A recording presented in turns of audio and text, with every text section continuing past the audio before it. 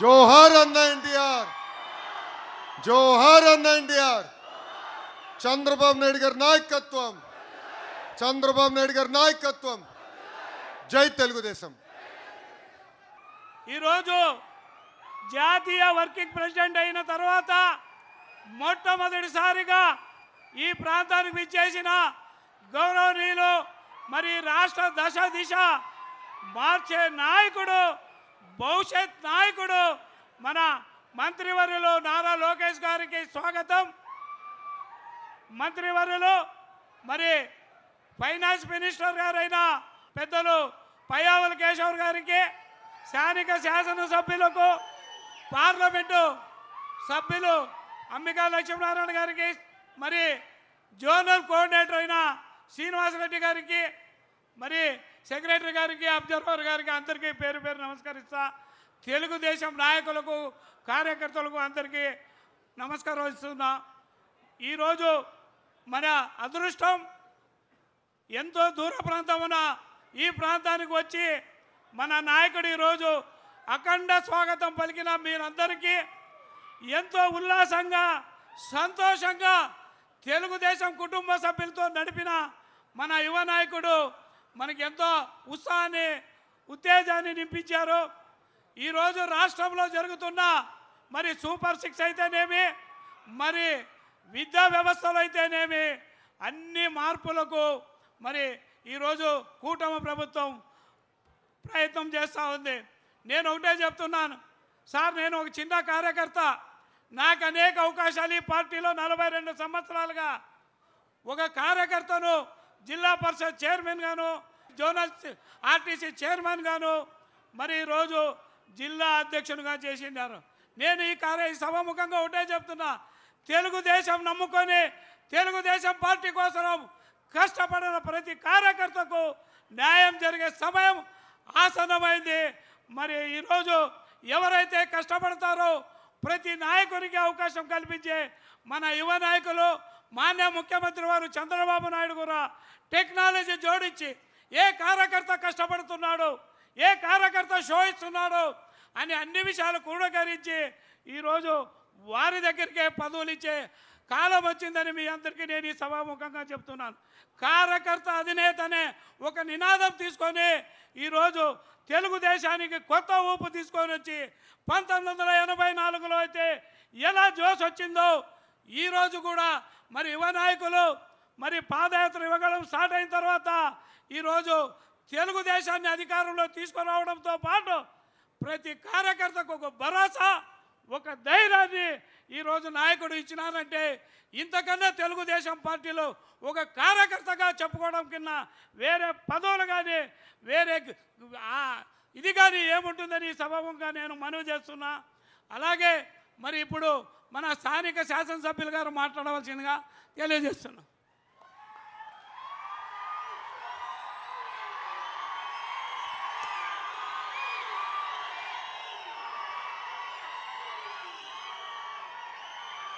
అందరికీ నమస్కారం.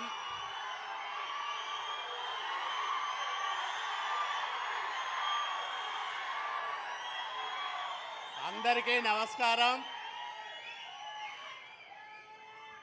తెలుగుదేశం పార్టీ జాతీయ వర్కింగ్ ప్రెసిడెంట్ హోదాలో పసుపు కుటుంబాన్ని మొట్టమొదటిసారిగా రాయదుర్గంలో చూస్తున్నందుకు మనందరి తరఫున మన లోకేష్ బాబు గారికి హృదయపూర్వకంగా స్వాగతం పలుకుతా ఉన్నాం. ఎందుకంటే చాలామంది నాయకులను నేను కూడా చూశా. నేను 1985 నుంచి ప్రత్యక్షంగా పరోక్షంగా రాజకీయ నాయకులతో సన్నిహితంగా వస్తూ ఉన్నా. ఎన్టీ రామారావు గారి దగ్గర నుంచి అందరినీ స్వయంగా కలుసుకొని మాట్లాడే అవకాశం నాకు దేవుడు కల్పించాడు. మరి ఈరోజు ప్రపంచం ఎంత చిన్నదైపోయిందంటే ఆంధ్రప్రదేశ్ రాష్ట్రం వైపు ప్రపంచం మొత్తం చూసే విధంగా విశ్వవ్యాప్తంగా ఆంధ్రప్రదేశ్ ఖ్యాతిని చాటి చెప్తున్న గొప్ప యువ నాయకుడు మన నారా లోకేష్ బాబు గారు. చాలామంది ప్రధానమంత్రులకి ముఖ్యమంత్రులకి కొడుకులు ఉండొచ్చు, అది ఒక ప్లాట్ఫామ్ ప్రిపేర్ అయి ఉండొచ్చు, కానీ దాన్ని నిలుపుకోవడమే చాలా కష్టం. హై ఎక్స్పెక్టేషన్స్ ఉంటాయి. మనం చూసాం, సభ్యత్వం అంటే బుక్కులు తీసుకొని ఫిలప్ చేసే కాలం నుంచి 2014లో లోకేష్ బాబు గారు జాతీయ ప్రధాన కార్యదర్శిగా బాధ్యతలు తీసుకున్న తర్వాత దాన్ని నూతన సాంకేతిక పరిజ్ఞానాన్ని జోడించి దానికి 44 లక్షల సభ్యత్వ నమోదు కార్యక్రమాన్ని చేసి దేశంలోనే అత్యధిక సభ్యులు కలిగిన ప్రాంతీయ పార్టీగా తెలుగుదేశం పార్టీని నిలిపిన ఘన చరిత్ర లోకేష్ బాబు గారికి సొంతం. మాలాంటి వాళ్ళమంతా అదే పెద్దది అనుకుంటే ఇప్పుడు మన కుటుంబం 1 కోటి మందికి విస్తరించింది. ఎట్లా విస్తరించింది? ఏదో ఇతర రాజకీయ పార్టీలు చేసినట్లు ఎక్కడో ఓటర్ లిస్టులు పెట్టుకొని పేర్లు రాసుకోవడం కాదు. ప్రతి పేరు, ఆ ఫోన్ నంబర్ అన్నీ కూడా మన దగ్గర ఉన్నాయి. కాబట్టి డూప్లికేషన్కి తావు లేకుండా నిఖార్సైన నిక్కచ్చమైన 1 కోటి మంది సభ్యులున్న ఏకైక పార్టీ తెలుగుదేశం పార్టీ. ఈరోజు చూస్తూ ఉన్నాం, భారతదేశంలో ఎక్కడికి వెళ్ళినా నారా లోకేష్ బాబు గారు అంటే ఒక బ్రాండ్, ఒక యూత్ ఐకాన్. ఆయన పెట్టుబడుల వేటకు వెళ్ళాడంటే పక్క రాష్ట్రాలన్నీ కూడా భయంగా చూసే పరిస్థితి. ఈ మధ్య నేను పుట్టపర్తికి వెళ్ళినప్పుడు 5th జనరేషన్ ఫైటర్ జెట్ యూనిట్కు శంకుస్థాపన జరిగింది. ఆ ఆఫీసర్లతో మాట్లాడా, ఏంటి మీరు ఆంధ్రప్రదేశ్ రాష్ట్రానికి వచ్చారు, బెంగళూరు దగ్గరగా ఉందని వచ్చారంటే, మేము బెంగళూరును చూసి రాలేదు, నారా చంద్రబాబు నాయుడు గారు ఆయన కొడుకు నారా లోకేష్ బాబు గారిని చూసి వచ్చామన్నారు. ఎక్కడికో వెళ్ళే యూనిట్ 30 రోజులు గడవక ముందే మొత్తం కేంద్ర క్యాబినెట్లో కూడా పాస్ చేయించి అది మన కరువు నేలపైన ఆ 5th జనరేషన్ ఫైటర్ జెట్ యూనిట్ను నెలకొల్పే విధంగా ప్రయత్నం చేశారు. ఈజ్ ఆఫ్ డూయింగ్లో మన నాయకుడు చంద్రబాబు నాయుడు గారు నంబర్ 1, మన ఆంధ్రప్రదేశ్ రాష్ట్రం నంబర్ 1 అని ఇన్నాళ్ళు మనం చెప్పుకుంటా ఉన్నాం. దానికి ఇప్పుడు స్పీడ్ ఆఫ్ డూయింగ్ బిజినెస్ను జత చేసి అద్భుతంగా మరి ఆంధ్రప్రదేశ్ రాష్ట్ర ప్రగతికి కొత్త మెరుగులు దిద్దుతున్న నాయకుడు మన యువ నాయకుడు నారా లోకేష్ బాబు గారు. ఇదంతా ఊరికే రాలేదు. ఆయనకు భాష రాదన్నారు, అట్లాగే మరి ఆకారం బాగలేదన్నారు, అనేక అవహేళనలు చేశారు. అన్నీ భరించి ఒక వ్యక్తిగా అజేయమైన శక్తిగా ఈరోజు మన ముందు నిలబడ్డాడంటే దాని వెనకాల కఠోరమైన శ్రమ దాగి ఉంది. అది మనమందరం కూడా స్ఫూర్తిగా తీసుకోవాలి. ముఖ్యంగా యువతరం ఎన్టీ రామారావు గారిని తీసుకున్నా, అట్లాగే చంద్రబాబు నాయుడు గారిని తీసుకున్నా, నారా లోకేష్ బాబు గారిని తీసుకున్నా, కఠోరమైన శ్రమ వాళ్ళ ముగ్గురు కూడా చేస్తూ ఉంటారు. అట్లాగే కఠినమైన క్రమశిక్షణతో వాళ్ళ దినచర్యను ముందుకు తీసుకెళ్తూ ఉంటారు.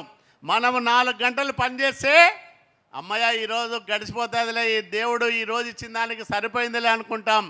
కానీ ఆ నెక్స్ట్ ఆ గంట మరుగంట ఇంకొక గంట ఏ విధంగా సద్వినియోగం చేయాలని కాలంతో పోటీపడి పని చేసే నాయకత్వం ఈ 3 తరాలుగా ఈ తెలుగుదేశం పార్టీ సొంతమని మీ అందరికీ నేను మనవి చేస్తా ఉన్నా.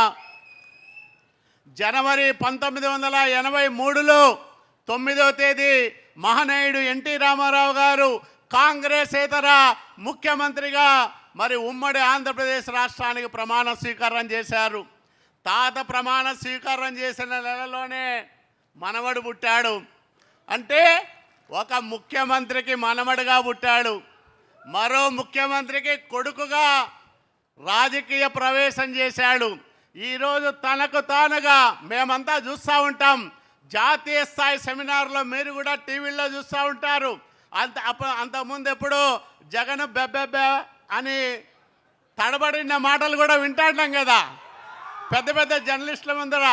మన నాయకుడు మాట్లాడుతుంటే మా నాయకుడు కొడుకు ఈరోజు బ్రహ్మాండమనే నాయకుడుగా ఎదుగుతా ఉన్నాడని మనమందరం కూడా ఆ టీవీల్లో చూసి సంతోషపడతా ఉంటాం.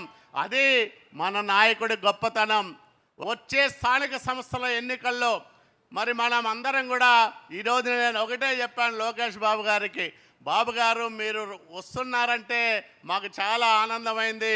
మాకు మున్సిపల్ ఎలక్షన్లు వస్తున్నాయి ఒక నెలలో, అట్లాగే పంచాయతీలకు ఎంపీటీసీలకు ఎన్నికలు జరపబోతూ ఉన్నారు. ఎవరు వస్తారా రారా అని అనుకుంటా ఉంటాం. నడిచొచ్చే అదృష్టంలాగా రాయదుర్గ వీధుల్లో వేలాది మంది ఆదరాభిమానాల మధ్య ఈరోజు ఆ ఊరేగింపు చూస్తూ ఉంటే రాయదుర్గం నియోజకవర్గం శత్రు దుర్భేద్యం మళ్ళీ తెలుగుదేశం పార్టీ విజయకేతనం ప్రతి పంచాయతీలోనూ ప్రతి వార్డులోనూ ఎగురుతుందని సమాజానికి చాటి చెప్పే అవకాశాన్ని మీరు మాకు ఇచ్చారు. దానికి రాయదుర్గం తెలుగుదేశం కుటుంబం మొత్తం మీకు రుణపడి ఉంటుందని మీ అందరికీ నేను మనవి చేస్తూ, కార్యకర్తల సంక్షేమానికి ప్రత్యేకంగా నిధిని ఏర్పాటు చేసి దాదాపు 6,000 కుటుంబాలను ఆదుకొని 140 కోట్ల రూపాయలు వాళ్ళకిచ్చిన గొప్ప నాయకుడు, మానవత్వం ఉన్న నాయకుడు మన నాయకుడు నారా లోకేష్ బాబు గారు మన మధ్యకు రావడం ఈరోజు నిజంగా మనందరికీ గొప్ప పర్వదినమని మరీ మనవి చేసుకుంటూ మీ అందరి దగ్గర కూడా సెలవు తీసుకుంటున్నా. జై తెలుగుదేశం! నారా చంద్రబాబు నాయుడు గారి నాయకత్వం, నారా లోకేష్ బాబు గారి నాయకత్వం, జోహార్ ఎన్టీఆర్.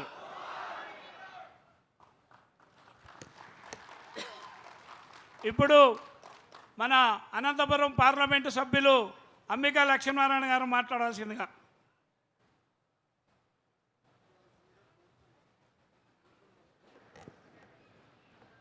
సభాధ్యక్షులు జిల్లా తెలుగుదేశం పార్టీ అధ్యక్షులు పోల్ నాగరాజు గారికి, ఈనాటి మన ముఖ్య అతిథి తెలుగుదేశం పార్టీ జాతీయ వర్కింగ్ ప్రెసిడెంట్, మనందరికీ దిశానిర్దేశాన్ని ఇచ్చేటువంటి యువ నాయకుడు నారా లోకేష్ గారికి, ఆర్థిక శాఖ మంత్రులు పయ్యావుల కేశవ్ గారికి, రాయదుర్గం శాసనసభ్యులు గౌరవనీయులు కాలువ శ్రీనివాసులు గారికి,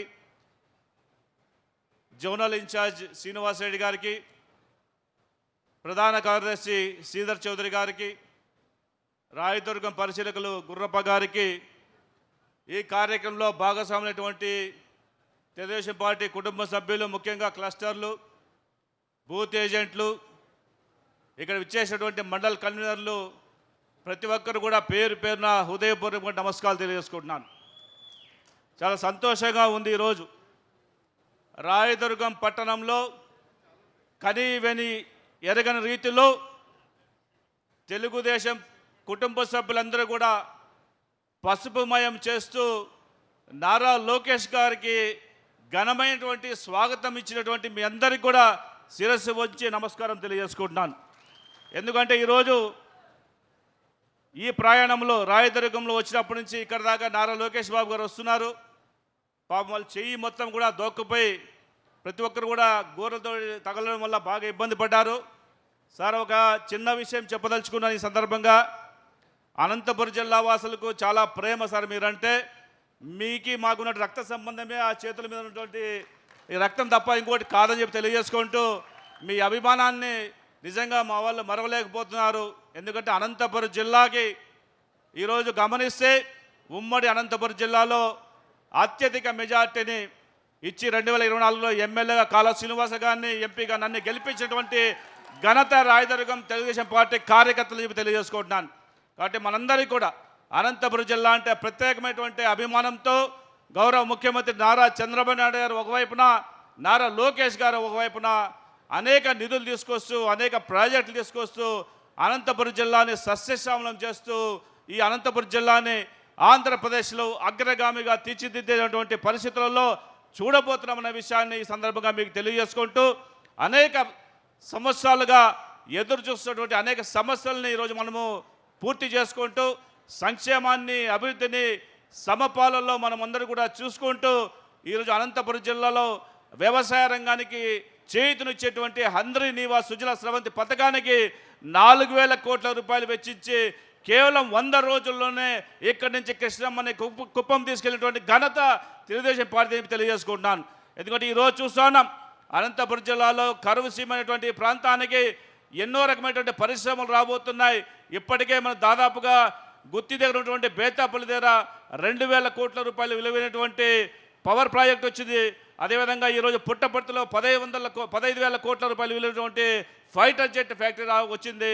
అదేవిధంగా ఈరోజు కూడా సుజలాన్ కంపెనీ వారి యొక్క ప్రాజెక్టును కూడా ఈరోజు దాదాపుగా టాటా, అదేవిధంగా సుజలాన్ కంపెనీ మరియు యాక్సిస్ కంపెనీ వారితోటి ఈరోజు 1350 మెగావాట్ల ప్రాజెక్ట్ ఈరోజు తీసుకురావడం జరుగుతూ ఉంది. ఇదే విధంగా ఈరోజు అనంతపురం జిల్లాకి గౌరవ ముఖ్యమంత్రి గారు ఈ మధ్యనే మనందరికీ అనౌన్స్ చేసిన విషయం తెలుసు, 1,00,000 కోట్ల రూపాయలు విలువైనటువంటి హార్టికల్చర్ హబ్ని తయారు చేసి అనంతపురం జిల్లాని భారతదేశంలోనే అగ్రగామిగా నిలిపేటువంటి ప్రయత్నాన్ని ఈరోజు చేయబోతున్న విషయాన్ని సందర్భంగా తెలియజేసుకుంటున్నాను. ఇందులో దాదాపు 40,000 కోట్ల రూపాయలు మన ప్రాంతానికి వెచ్చించి ప్రతి రైతన్నకు కూడా నీళ్ళు ఇచ్చే సౌకర్యం కావచ్చు, మార్కెటింగ్ సౌకర్యం కావచ్చు, శీతల సంబంధించిన గిడ్డంగుల పరిస్థితి కావచ్చు, ట్రాన్స్పోర్టేషన్ కావచ్చు, ప్రతి ఒక్క విషయంలో కూడా మనం పండించే పంటకి గిట్టుబాటు ధర కల్పించే విషయంలో కూడా పూర్తి స్థాయిలో పనిచేసేటువంటి ఒక ప్రాజెక్ట్ మనకు రాబోతుంది. కాబట్టి మనందరూ కూడా ఎంతో అదృష్టం చేసుకున్నాం. ఎందుకంటే గౌరవ ముఖ్యమంత్రి గారు ఎప్పుడు కూడా అనంతం మీద అభిమానం చూపిస్తూనే ఈ ప్రాంత అభివృద్ధికి ఎప్పుడు చెప్తుంటారు. అనంతపురం జిల్లా అంటే నాకు చాలా ప్రేమ ఎక్కువ ఉంది. అంటే అనంతపురం జిల్లాలో ఎప్పుడు కూడా తెలుగుదేశం పార్టీకి కంచుకోటగా ఉంది. కాబట్టి ఈ కంచుకోటని ఆదుకునే బాధ్యత నేను చెప్పేసి వారు చెప్పిన మాటకి ఈరోజు నారా లోకేష్ గారు కూడా సీఎం గారు దిశానిర్దేశిస్తే ఒక బుల్లెట్ కంటే వేగంగా వచ్చి ఈరోజు ప్రాజెక్టులన్నీ కూడా తీసుకొచ్చి 25 లక్షల మంది యువతకి ఉద్యోగులు ఇచ్చేటువంటి కార్యక్రమం కూడా చేపట్టడం జరుగుతుందని చెప్పి సందర్భంగా తెలియజేసుకుంటున్నాను. ఒకసారి గమనిస్తే ఈరోజు 2019-24లో ఆంధ్రప్రదేశ్లో పెట్టుబడులు 9వ స్థానానికి ఉంటే ఈరోజు నారా లోకేష్ గారు దాన్ని భుజాన మోసుకొని కేవలం 24 నెలల్లోనే దాదాపుగా 2వ స్థానానికి తీసుకొచ్చి ఆంధ్రప్రదేశ్ని అగ్రగామిగా తీర్చిదిద్దే దిశగా ముందుకెళ్తారని చెప్పి ఈ స్థానంలో తెలియజేసుకుంటున్నాను. అదేవిధంగా ఈరోజు చూస్తాం దేశవ్యాప్తంగా వచ్చినట్టు అన్ని పెట్టుబడులు చూసుకుంటే